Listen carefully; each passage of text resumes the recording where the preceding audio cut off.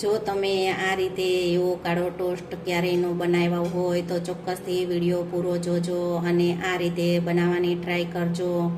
તમને ખાવાની મજા જ આવશે અને બધાને બહુ જ ભાવશે. તો છે ને એકદમ સરસ, આ જોતા જ તમને ખાવાનું મન થઈ જાય તેવો. હાલો ફ્રેન્ડ, તો તમારું સ્વાગત છે મારા રસોડામાં. તો આજે હું તમારી સાથે શેર કરીશ એવોકાડો ટોસ્ટની રેસીપી. તો ચાલો શરૂ કરીએ રેસીપી. આજે આપણે બનાવીશું એવોકાડો ટોસ્ટ. તો એવોકાડો ટોસ્ટ બનાવવા માટે મેં 2 નંગ એવોકાડો લીધેલો છે. તો તમે જોઈ શકો છો કે એવોકાડાને હું કટિંગ કરી લેશું.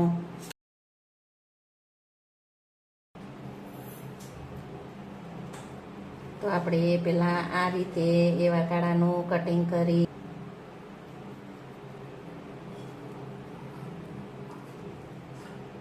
તો તમે જોવો છો કે આપણે આ રીતે એવોકાડાનું કટિંગ કરી લેવાનું. કટિંગ કરી અને તેમાંથી આપણે એવોકાડાનો પલ્પ આ રીતે ચમચીની મદદથી કાઢી લેશું.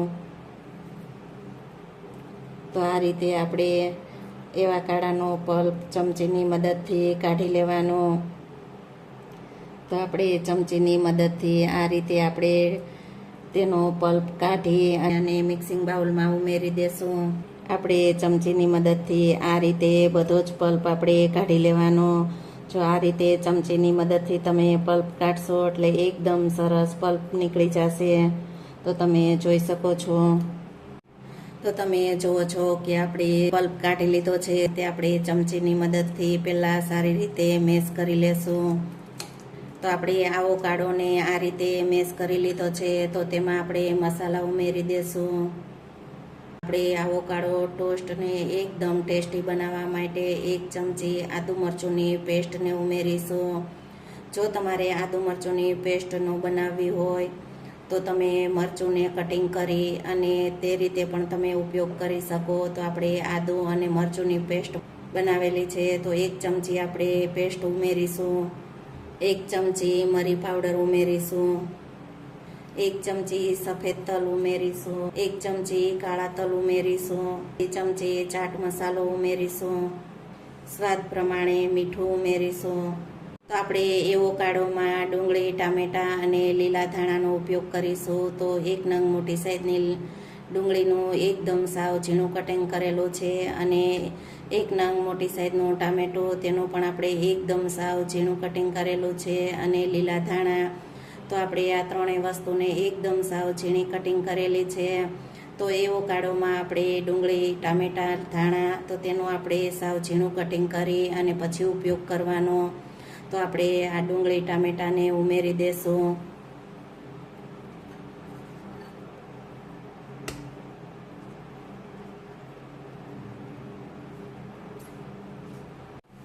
તો આપણે એવોકાડો ટોસ્ટને એકદમ ચટપટી બનાવવા માટે અડધા લીંબુના રસનો ઉપયોગ કરીશું. જો તમારે લીંબુનો રસનો ઉપયોગ ન કરવો હોય તો તેની જગ્યાએ તમે આમચૂર પાવડરનો પણ ઉપયોગ કરી શકો.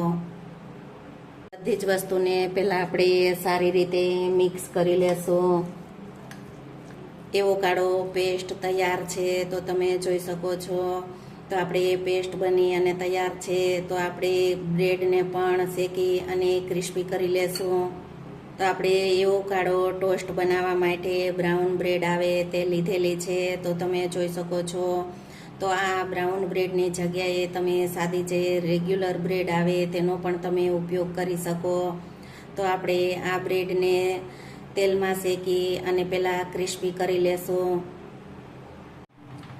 તો આપણે બ્રેડને શેકવા માટે આપણે નોનસ્ટિકની પેનનો ઉપયોગ કરીશું. તો આપણે પહેલાં બ્રેડને સારી રીતે ક્રિસ્પી કરી લેશું. આપણે આ રીતે ઉપરથી થોડું તેલ ઉમેરીશું. તો તેલની જગ્યાએ તમે બટરનો પણ ઉપયોગ કરી શકો. તો આપણે આ રીતે બ્રેડને એકદમ સરસ ક્રિસ્પી કરી લેશું. તો તમે જોઈ શકો છો કે આપણી બ્રેડ છે તે એકદમ સરસ ક્રિસ્પી એવી થઈ ગઈ છે. જો તમારે તેલનો કે બટરનો ઉપયોગ ન કરવો હોય તો તમે એમનેમ બ્રેડ શેકી અને તે રીતે તમે ક્રિસ્પી કરી લેશો તો પણ એકદમ સરસ ક્રિસ્પી જ બનશે.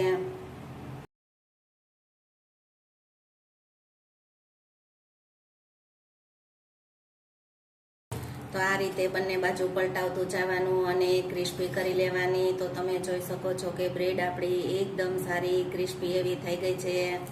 તો બધી જ બ્રેડ પહેલાં આ રીતે આપણે ક્રિસ્પી કરી લેશું. બ્રેડને પહેલાં આપણે આ રીતે ક્રિસ્પી કરી લેવાની. ક્રિસ્પી કરી અને પછી આપણે ઉપરથી એવોકાડોની પેસ્ટ બનાવેલી છે તેને આ રીતે આપણે ઉપરથી પાથરી દેવાની.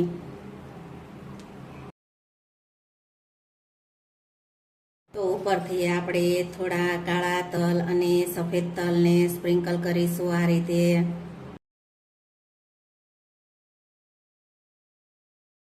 ઉપરથી થોડો ચાટ મસાલો ઉમેરીશું. આ રીતે બ્રેડને કટિંગ કરી લેશું. તો તમે જુઓ છો કે બ્રેડ આપણી એકદમ સરસ ક્રિસ્પી એવી જ છે. તો તમે જોઈ શકો છો કે જે બજારમાં મળે તેવો જ આપણો એવોકાડો ટોસ્ટ એકદમ પરફેક્ટ એવો જ બની અને તૈયાર છે. આ જોતાં જ તમને મોઢામાં પાણી આવી ગયું હશે અને ખાવાનું પણ મન થઈ ગયું હશે. તો છે ને એકદમ સરસ બજારમાં મળે તેવો ટેસ્ટી અને ચટપટો એવોકાડો ટોસ્ટ આપણો બની અને તૈયાર છે. જો તમને એવોકાડો ટોસ્ટની રેસીપી ગમે તો વિડીયોને લાઇક, શેર, સબસ્ક્રાઈબ કરજો અને બાજુમાં રહેલ બેલ આઇકન દબાવવાનું ભૂલતા નહીં. તો સૌથી પહેલું નોટિફિકેશન તમને મળતું રહે. એકદમ સરસ જોતાં જ ખાવાનું મન થઈ જાય અને મોઢામાં પાણી આવી જાય તેવું